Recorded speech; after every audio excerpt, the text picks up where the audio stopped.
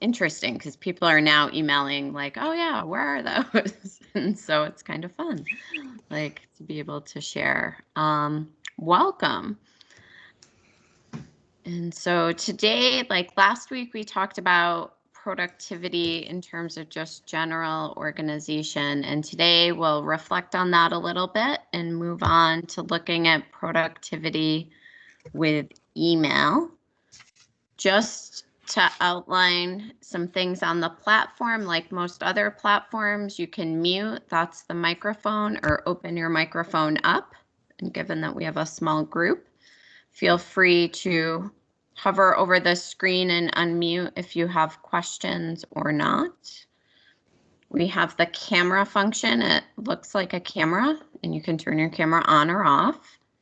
We can have 9 people on the screen these days, so that's exciting with Teams.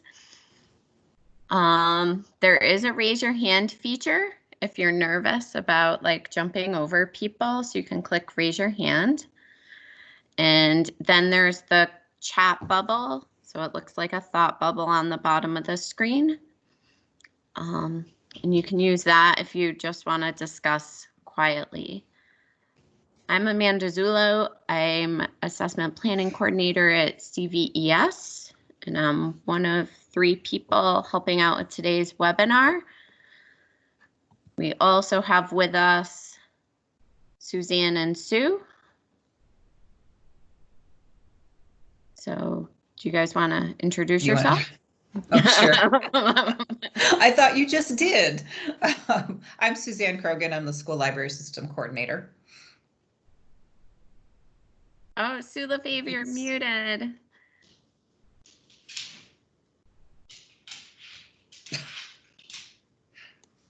Oh, geez. And There we go. Can you hear me now? Yes. Okay, I'm Sue LaFave. I work for the School Library System. I help Suzanne, and I also work for the data analysis. I help Amanda as well, their assistant. Yeah, and she's awesome. And Sue is the one who kind of brought this webinar. She had attended to our attention, and we were like, oh, that's really helpful and some really good tips. So we figured we would share it out with all of you so that you could also learn, and if helpful, you can share it out with your people too. So we'll have it all posted on our online learning portal. Now we know that everybody may or may not have been with us last week, and it's okay if you weren't. But last week we discussed a few habits that we could form as a result of our learning. And so we're just kind of looking at how it went. One of the tidbits of information that was shared during that webinar was that it takes like 21 days to establish a habit. I always feel like it may take longer in some cases. And so we'd love to know just how did it go? And we're using a platform called Mentimeter for this. So if you type in www.menti.com and enter the code 835936, you can respond in this. There will be a lot of questions throughout the webinar for you to respond to. And then I put a few other features in on the slides so you can kind of follow along. And there's a place for you to ask questions in there as well. So we kind of picked one or two things that we're going to try to work on. So things like bullet lists or arranging and categorizing and calendaring out items. So how did it go? Oh, Amanda, can I just mention one thing before you start? Yeah. I wanted to let people know that I did order the book, Getting Things Done by David Allen. And like I said at our last session, I'm going to donate that to the School Library Systems collection. So if anybody needs to borrow that, they can borrow that through School Library System. So that will be there. Awesome. Thanks, Sue. So we've got a few responses coming in.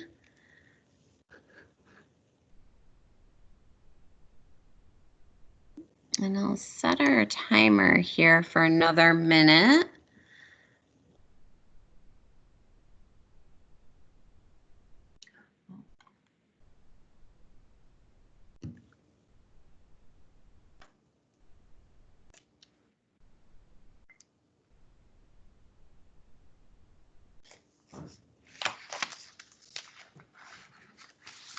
I don't know about you all. I feel like this is the first time I've sat to think about all of this.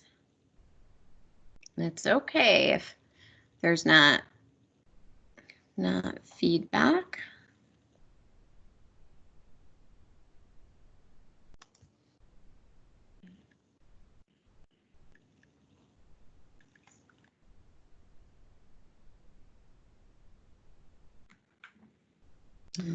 I forgot all about the daily meeting with self. I'm glad somebody put that up. Yeah. I don't know though. That could be your yoga session, huh? Yeah, maybe. I'll count it as that. We'll say that's what it is. Yeah, so you can see we do have some mixed responses, and that's okay, right? Like starting some of these new things, I think can be helpful, but they're also really hard. And so we'll look forward to just reminding ourselves and kind of tapping into them. I also feel like the trajectory of the school year, right, as things are closing down, we're focused on so many other things. And that's part of why we are taping and posting these sessions. So as you start to gear up for next year, you can look back and think about some of the things you learned or some things you wanted to look into a little bit more. Okay, so the topic today is conquering email. And I always chuckle because I feel like this is kind of a never-ending growing. As soon as I feel like I have my email figured out, I log in and I have a million messages. So I don't know how everybody else feels. But I was excited to see this on what Sue shared with us. And we do want to thank Jill Hurstwall, who gave us permission to share the resources and ideas. So this has really come from that presentation Sue went to with her. So as we go through, we'll have a variety of different insights that may not be on the slides, but they may be within notes that had been taken. And so we'll have her document posted as well as a link to her stuff and our items as well. But we're appreciative she's allowing us to share this. I thought this one was interesting. And of course, after I put the slides together, I started to pay more attention. So it's okay if you don't know. I didn't want to put that as an option. So take a rough estimate if you're not 100% sure.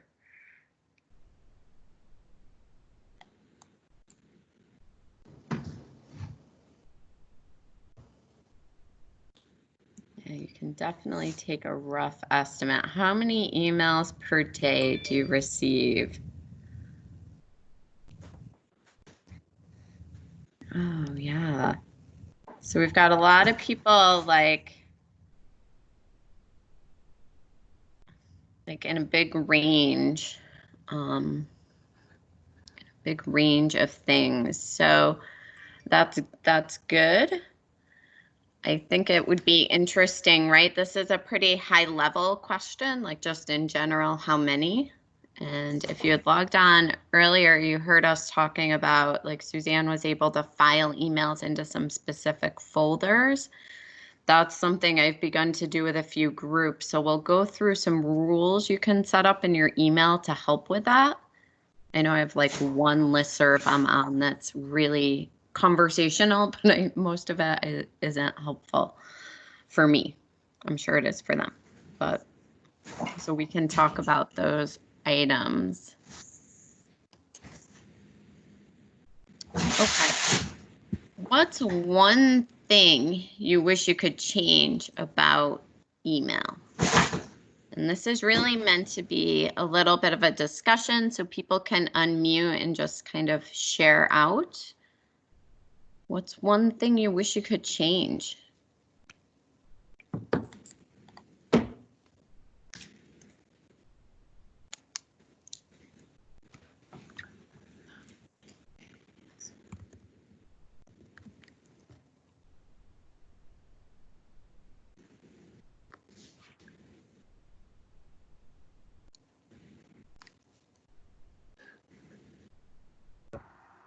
Or we can put in the chat. Sometimes I'm in a group, and if the question within the group doesn't pertain to me, those are things I wish I could just opt out of, like that one conversation. I need to be in the group because a lot of times it does pertain to me. But like, for example, a book order and they're trying to reference different books. If I'm already set, I just, you know, in those days, I definitely have more than 20 emails. It just keeps going bing, bing, bing. And I scan it and I'm like, it's not really applicable to me. So I kind of look the other way. But like I said, I need to be in the group. So I can't like really opt out of it. That's about all I can think of. Oh, that's great. That's a good point. That I is never a good even thought that you could actually do that. I wonder if you can. Because I get the same thing. Like check on the bottom of the email. Like I don't need any future correspondence about this. Stop receiving notifications. It's too bad that she doesn't have an unsubscribe to the group or something. She can't unsubscribe. Well, she says she needs to belong to it. So Oh, she needs to belong to it. Okay. Yeah.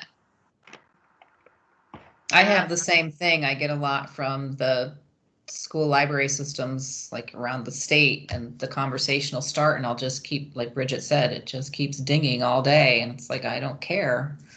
Yeah. Can I just get out of this conversation? So yeah.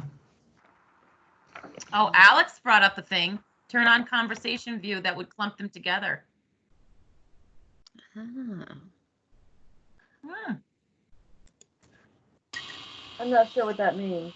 So inside of not to hijack this meeting, so inside of your email you can turn on conversation view, and what happens is if it has the same subject and the same people in it, it puts them all together underneath one. It looks like one email, and then there's a little caret next to it, and you hit that, and then it would expand all of them all together. So that way they're all together.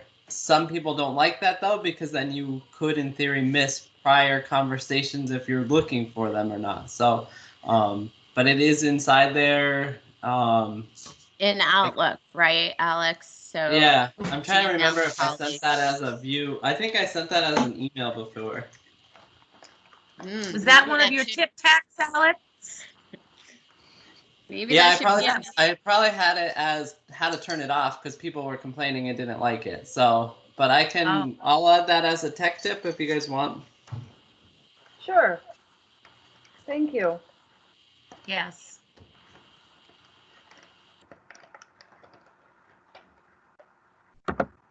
Awesome. All right. What are some other things about email?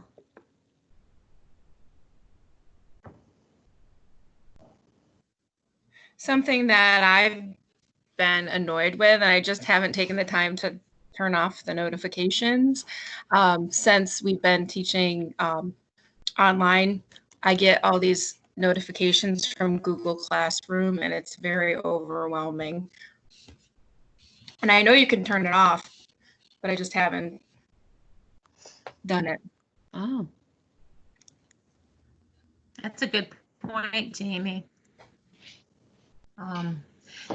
Jill had mentioned, Amanda, that you should limit your emails to certain hours or days when you're checking them. Now, I know you guys were telling that you're getting the ringing constantly, and that probably takes from what you're doing to go check the email. But she made that very clear that if you limit them you become more productive. So like if you just limit it in the morning, you're going to check it, and maybe in the afternoon, and not check it all the time, you get more productive. I've read that too, And then but I she can't also- seem to make yeah. myself do that. Oh, I just close out of it. I know. So, yeah, so because Sue will be like, did you have see to. that email I sent? have I'm like, no, I haven't had it open in hours. Like, because yeah, sometimes Because it gets can me. control your life. Email can control your life, and you don't get anything done. She mentioned other tools to use too. Mhm. I don't know if you want me to go into that. Do you want me to go into that now or later? Sure, go ahead, because that's where. Okay. She mentioned tools to use other than, I guess, Outlook, Slack, Facebook Messenger, Chanty, Signal, Google Chat, and Microsoft Teams. Yeah, so I do think like that's a really interesting point too, and it would probably involve a little bit of a culture shift, right? Like how do we, because sometimes things need to go on to Teams. Like, and Suzanne, I think you and I have experienced this with these webinars, and some things go to email. So what is the best thing to do when? And I don't like the phone, but I've been more likely to email and say, can we talk about this on the phone? Recognizing that some things don't go well through email. So I think the tone of emails is important to pay attention to too. But I thought, and I think people can misunderstand you. Yeah. I thought her description here, Sue, and I don't know, like it seemed really helpful because it is integral. Yeah. Right. I can't imagine life without email. And when I started teaching, we didn't have it. And now I can't picture like my life without it, which is strange. And yeah, she talks here about the dual edge of it, right? It's an integral part and it's communication and delegation and it's useful, but it's also like we just discussed, you can have this whole subset of it that you're like, whoa. Yeah. So as Alex was talking about conversations, I was like looking in my email. I'm like, oh yeah, I do use that tool. I don't know if that's helpful or not for me. I guess I should pay more attention. I have worked with people that just are on email all the time. You could definitely do that. I found myself some days when I'm getting trapped in there. But I know if there's a big project I have to turn it off. And I think that's where she transitions to this discussion about what are you trying to communicate? And is it the best mode? And how these agreements get established is really important. And I think different people may have different things they like to communicate via email. And so I'm not sure, I don't know, when I saw these questions, I began to wonder, like, how do you bring these up, you know, as a teacher in a meeting? Like, how would I voice this? Like, yeah, that maybe you didn't need to send as an email, but this was okay.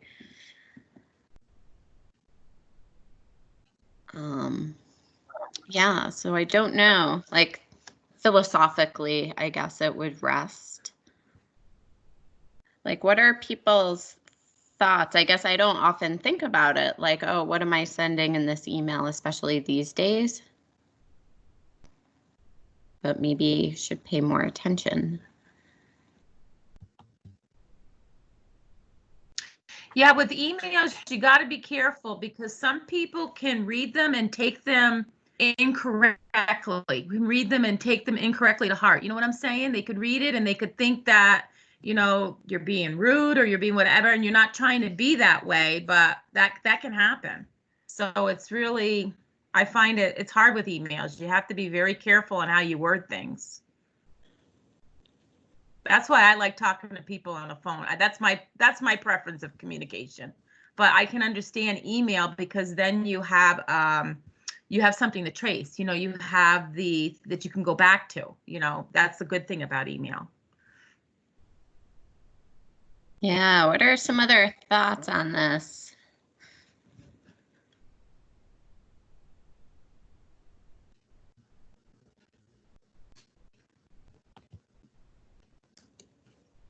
I know that I use email for just about everything because I don't like to talk on the phone. Yeah. The invention of texting saved my life because I really don't like talking. So now that we're on Teams, I tend to sometimes do it that way. I text instead of email, but I avoid the phone at all costs. But that's just me.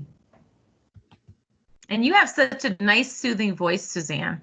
I mean, I don't know why you prefer not talking on the phone.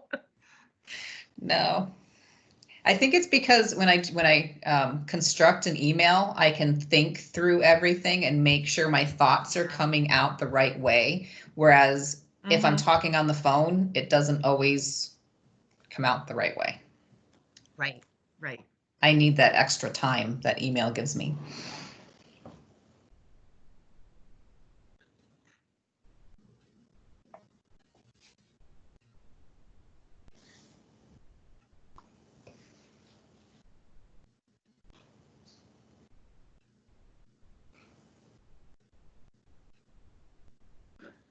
Okay, yeah, and I found like going back and reading, sometimes seeing the tone of my email, I'm like, that's not, and then you've got like 10 emails apologizing about tone. So yeah, it's a dual-edged sword.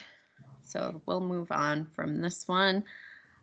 So what other tools could people use for short messages, brief conversations, anything else that could be helpful? Like, what are some other tools that people could use?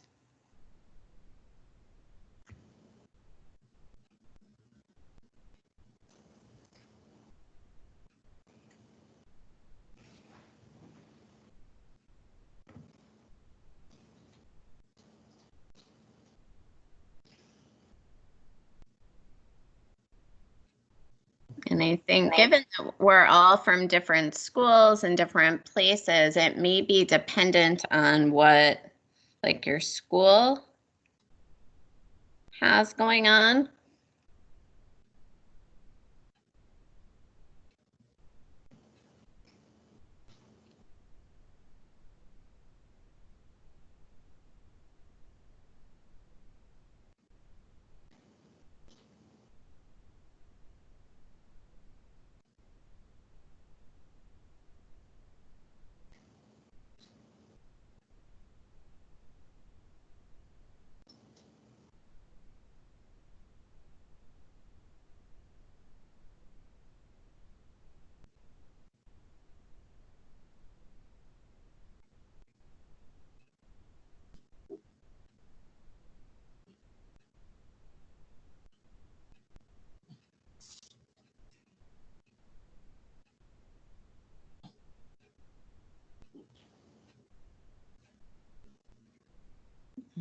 Okay.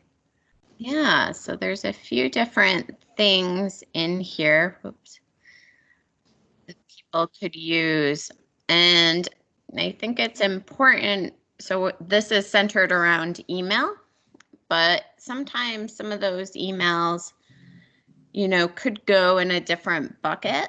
So as you're drafting your email or setting it up, thinking about like just stopping for a minute and saying, oh, is this a good email or not, could be helpful. And there's some people I know I would email that have said, send me a text message instead. So, you know, it's good to establish that kind of communication with people so they're willing to share with you whether or not email is helpful. I loved her list here of if it's something that should be an email. So sometimes I'll want to send an email because, well, like sending you all the link, right? The best way to do that, the most efficient for me, was an email. So using a descriptive subject, it's funny, I found sometimes like question mark, strange question has been a helpful subject. That might just be me. You know, not sending a huge mass email. So sometimes the listservs we're on, I'll move like the listserv to the CC line and put my name in the first line. That way, if you respond to the email, you're responding to me, not to everybody, unless you want to respond to everybody. Oh, I never thought of that. That's a great idea. Yeah. You just solved a big problem in my world. Thank you. Keeping to the point, this is a tricky balance because you like keeping to the point while including enough information. And I feel like that may be a common sense sort of thing, but yeah, it can be really hard to do that. And then context and making the questions obvious. So I work with somebody who sends an email and they'll have a whole paragraph of stuff. And then the question will be its own separate line. And it draws my eye to the question. So as I was reading through Jill's slides that Sue shared and watched her video, I was like, oh yeah, good point. So Sue, any insight on those items? No. I think she really says it all there. And I chuckle, right? It's one of those things like, oh, it sounds so easy. I'm like, I can do that. And then when we get in our day to day, like sometimes those things kind of fall off the edge a little bit. Yeah. The one on humor, I agree with, and I don't always, I don't know. I love to be sarcastic sometimes, a little dry, but it doesn't come out well in email. I will share, I've learned that the hard way a few times. And proofreading can be a challenge as well. This email during work hours, I hadn't thought about a lot until we became in this current environment where it's hard sometimes to separate work from home, right? It's hard. And some people are very good at closing their computer and walking away. For me, I feel like I've got it everywhere. So I've definitely become more conscious as people have responded after hours. And I was like, oh, no. And so we will go through a few tips of how you can schedule emails, which is handy. She also talked about, oh, I'm sorry. She also talked about like organizing emails, like creating lots of folders to put those emails in so that they're not in your inbox. So when you open your inbox, you don't have 75 emails. Maybe you create folders and then you look at those emails later. You just throw them in a folder. And I do that a lot. I have a lot of folders for my emails. Yeah, that's a great point. And I think I found for me having big bucket, like if you think about your whole world and what your big buckets are. So as a teacher, it would have been like my chemistry class and maybe emails from parents, emails from students, emails from administration. Right. Now it's, you know, testing and data and other items, and then being able to organize them in a way that's logical for you. So be it by date, be it by topic, it's very helpful. Suzanne, how do you create folders? I don't know. I had them and I don't remember how it happened. So I'm hoping that's in here somewhere. How to create what again? Folder. Question? How Yeah, do you create I- a folder? I have the folders, but I don't know how to automatically make those emails go into that folder instead of my main thing. So So you would want to create rules. So in your inbox, you would right click on your inbox and you would say create new folder, right? And you would call it, emails from Alex, and I hate them and I'm gonna delete them. And then Never. it's called rules, and basically what you're gonna want to do is you right click that email that you received, and it will say set a rule on this, and it will give you options. So let's say it's I want to filter based off a subject, and every time I see Tech Tip Tuesday, I want it to go to this folder. It will walk you through that guide.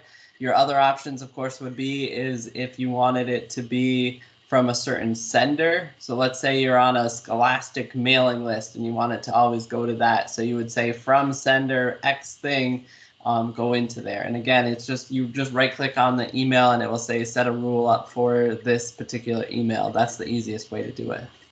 And then it's going to apply to all other emails that come through with that, say, subject line or from that sender. Yeah, it will ask you, it's Yeah. like, do you want this upon receiving? Do you want it to do it periodically, like every 3 weeks and do it then? Or how do you want to do it? Most people just do it upon receiving it. Just know that if it's super important, like let's say it's, emails from Dr. Davy or something, right? Like when you have it go into a subfolder automatically, it's not as easy to see that you have a new one of it. So it's not standing out. It's not right there. You have to see that there's a little one next to that folder of unread messages. So that's just the only downfall. Alex, I have a question for you. When you say every 3 weeks, so you can set it up where it comes in your inbox, and then when the 3 weeks comes up, it will automatically take it out of your inbox and put it in that folder you direct it to go to? Yeah, it's in the advanced options of the rule setup. You can set it to do basically anything you want. So, I mean, you could even set it up to have it send a specific reply depending on what the subject is if you wanted to. They can get pretty crazy. So I'll send a link in this thing on how to set up rules as well. And Okay. the same thing can be done in Google if you go to the settings feature, and you can create rules as well for our colleagues who are Google schools. And it's actually, I was shocked looking through some of this, that the Google and the Microsoft, like what could be done was very similar, and how to do it was similar as well. So Alex, we're a Microsoft school, but there are the functions are mirrored with Google. I can add what Alex just said must be super easy, because now in my inbox I have like a subtitle, Alex's Tech Tips. So I'm gonna have to go find one, right click it, I guess, and now direct it there, but I did get the folder set up, so that will be helpful. Thank you. Because And I you can usually move stick your them- folders too. You can move your folders if you want to put them in alphabetical order or something. You could just take Okay. your folder and drag it up wherever you want it to appear. Okay. I was familiar with how to make them. Like I usually go up to One WorkSource to do a lot of printing. So I have like a 2-print folder, and I find myself dragging a lot of emails over there and such. But this is good. Now I have Alex's Tech Tips. Thanks. There you go.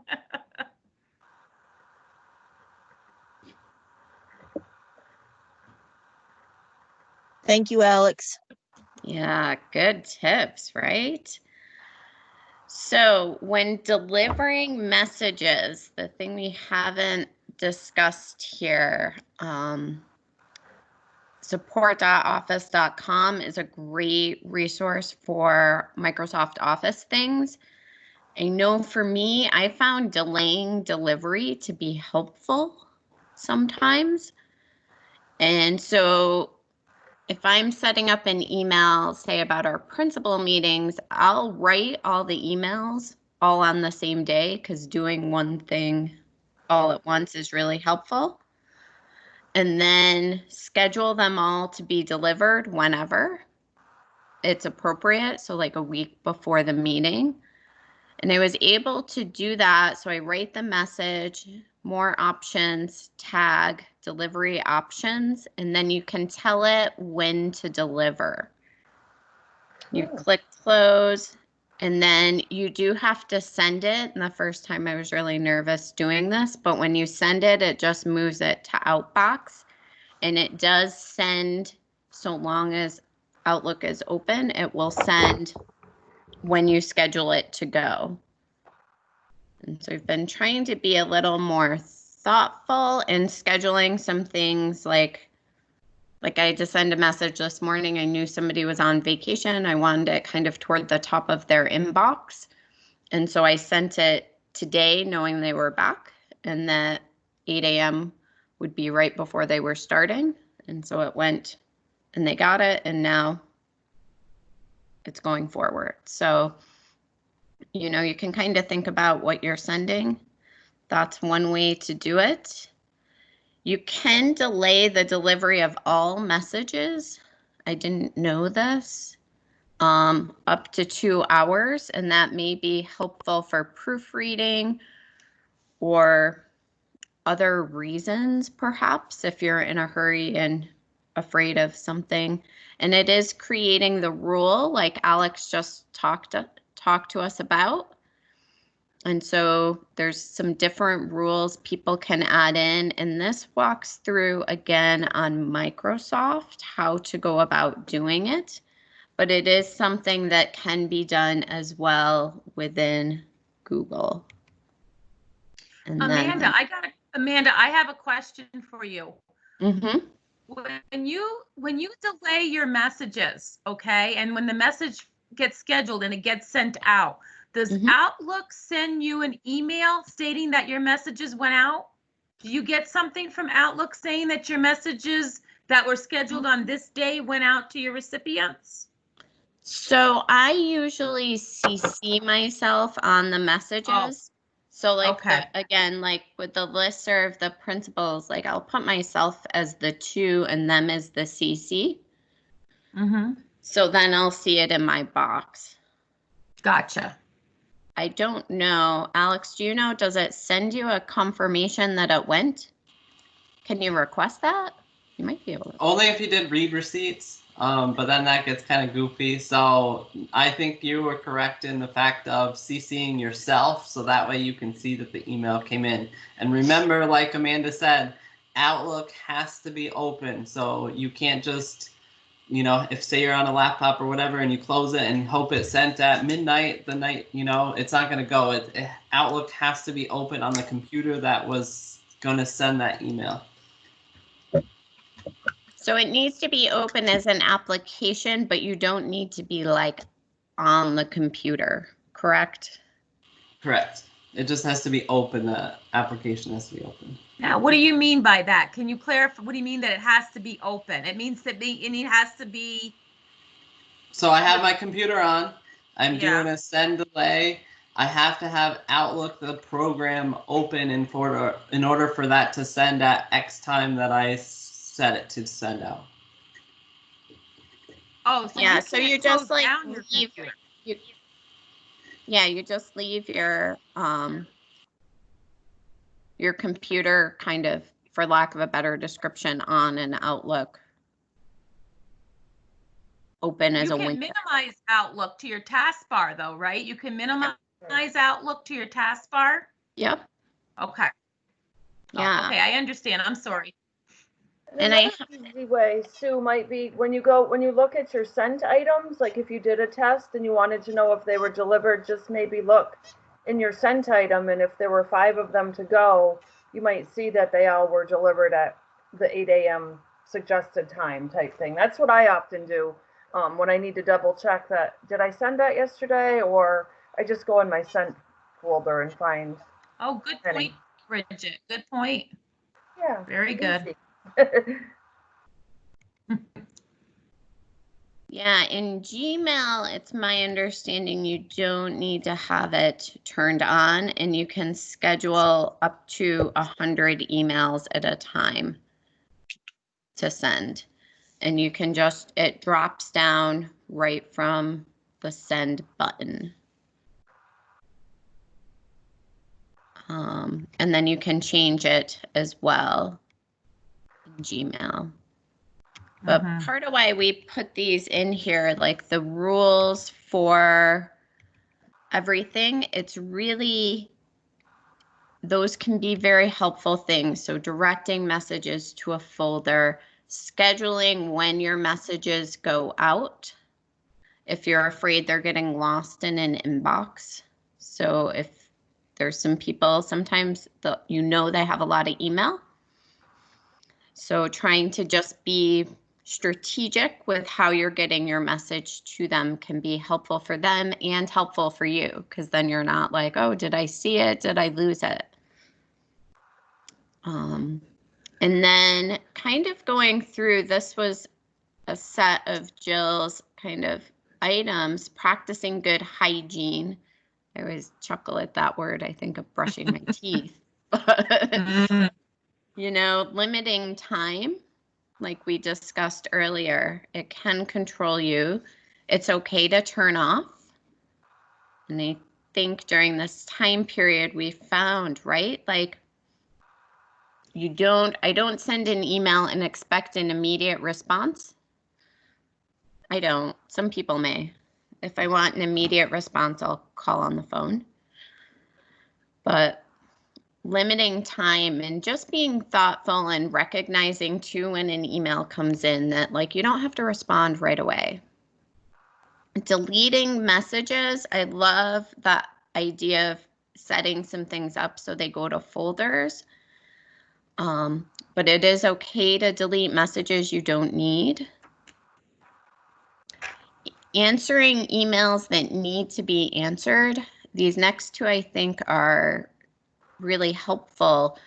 So I know I've been in a few groups where somebody responds, oh, thank you. And then there's like a flurry of oh, thank yous going on, which creates a whole bunch of emails like you don't really need. So either responding just to the person that sent it as a confirmation or not responding. That may seem rude, but that's okay too sometimes. Creating and using folders. So we had a good discussion about that. I know for me, I set up my folders when I first started like a year and a half ago, and now I'm trying to go through and reorganize them a little better. So I would even say like just making sure your folders are still useful for you could be helpful. And then cleaning out your inbox periodically. I was on something the other day. Somebody had like 32,000 emails in their inbox, and my heart was like racing when I saw that. I'm like, that person needs rules. So. What did you say to reply only to the sender? Like when it is in a group, how do I just reply to the one who sent it, not everybody? So I would, if you know who they are, so for example, we'll use Terry. Like, let's say Terry sends out a big email to CVES all. Right. You hit reply and I would delete like CVES all out and put gray Terry. Okay, so just make it addressed to the sole person. Yep. Thank you. You can edit those pieces of the email. Okay, thanks. Yeah, you have to be careful with those group emails because sometimes I forget. I think in my mind that I'm only replying to the person, and then I send the email and I realize it's gone out to the group, and I'm like, right. Oh no, you got to really, because we have that with our listservs, our school library system listserv. I just want to send the email to Suzanne, but I realize I'm talking to Suzanne, seeing it. It's like, oh, well, and that happens a lot with our librarians. They think they're only sending it to me, but they're sending it out to the group. So. Yeah, and it's a good norm reminder to people too, like, oh, just double check. Like our spelling bee listserv gets a little out of control. Yeah, so just reminding people like, oh, if you want to respond, these are the names to respond to. They're in the first line. I guess that's the one thing I don't like about listservs. I mean, they're nice that you get a message to everybody at once, but then, you got to be careful when you're replying that you make sure you're not replying to the whole group if you just want one person. And it's a You lot have to check that. Yeah, and it's a lot easier to do, I found, with Outlook on the computer versus on the app for whatever reason. Sometimes on the app, I've accidentally sent to the listserv. Yeah. Sorry, people. So I think there's a few more slides. Oh, nope. So they did provide some of these resources. I'm just double checking. Yep.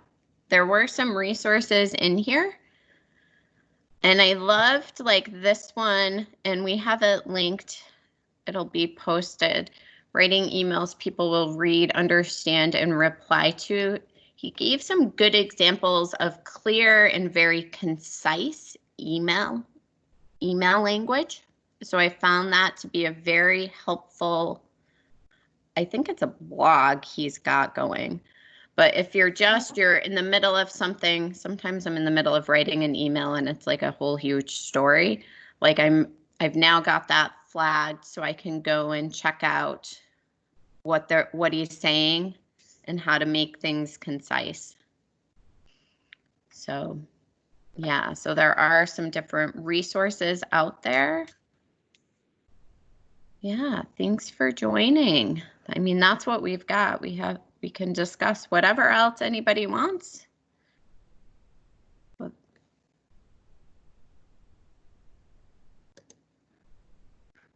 y'all still there? Yes. Yeah, any other questions or thoughts? We've got Alex on. He can help. Anybody have any ideas or insights that they've used previously?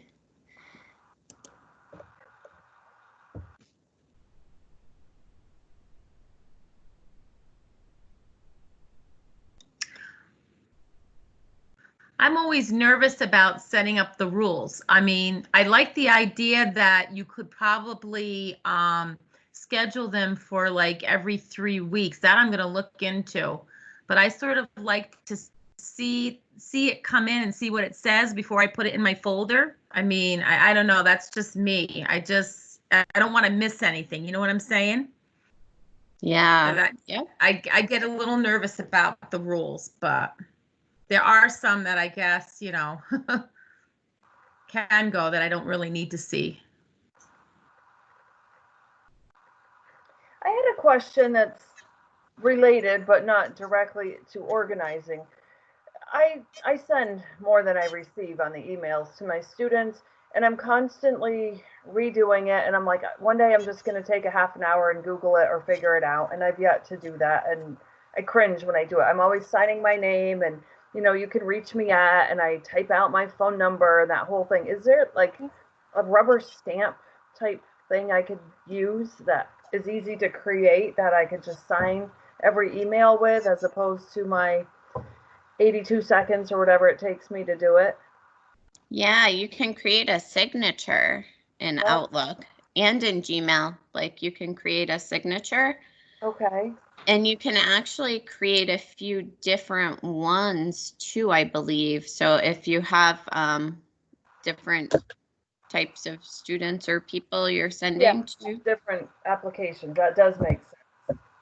Yeah, so I'm trying to think of where it is in. I think for Outlook, when I go to File, I thought it was in there. Alex, do you know where it is?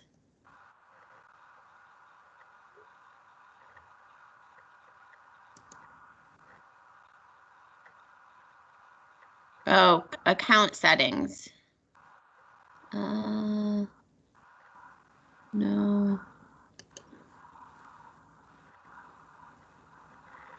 And if ever nobody else is interested, I could try to figure it out, or you could email me later if you want to do it later. That's fine too.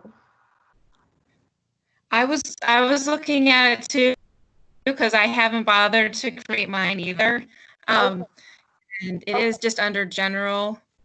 I'm looking at it now. I just clicked on the settings wheel. Are you on Google? Are you on Gmail? I'm on Outlook. Is that Okay, so I don't know how to do that. Oh, so I just typed in by the light bulb, create a signature, and something popped up with a whole. Oh, So there's a light bulb, like the help light bulb. So I guess I don't know yeah. where it. I couldn't tell you how to get there without typing it into help.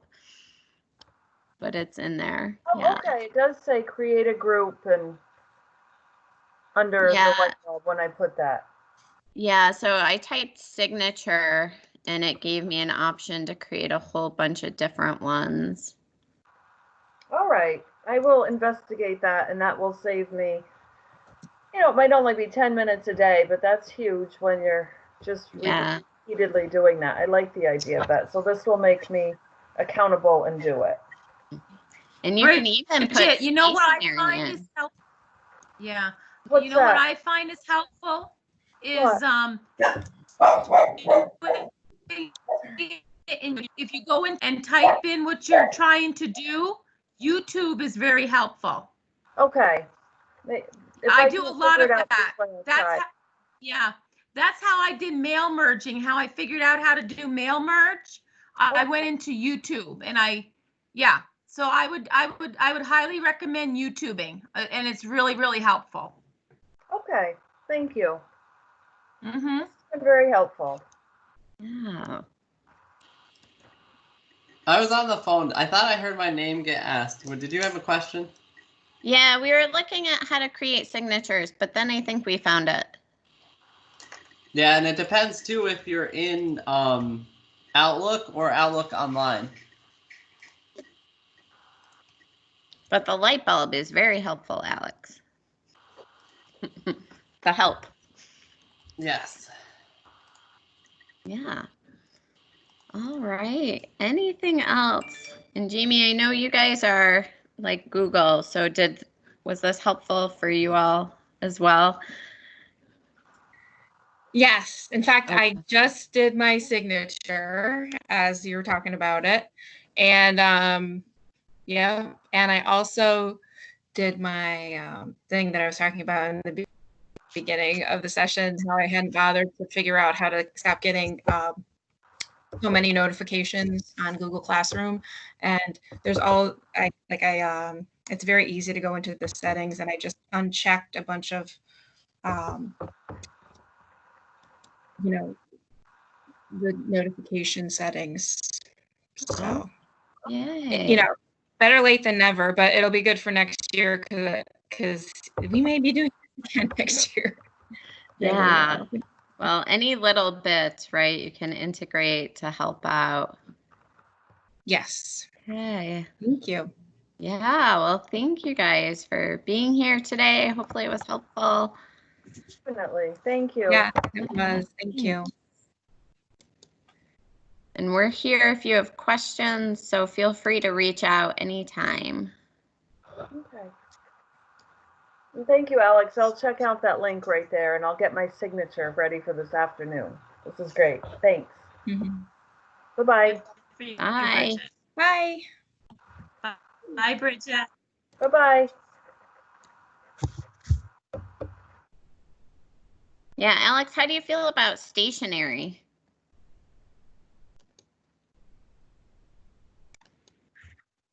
I think he left. Oh, well. Oh, did he? I have a question, Amanda. Okay, In the hold meeting on. chat. So hold on, because I'm trying to stop the recording. Oh, okay. It's not like stopping. Okay.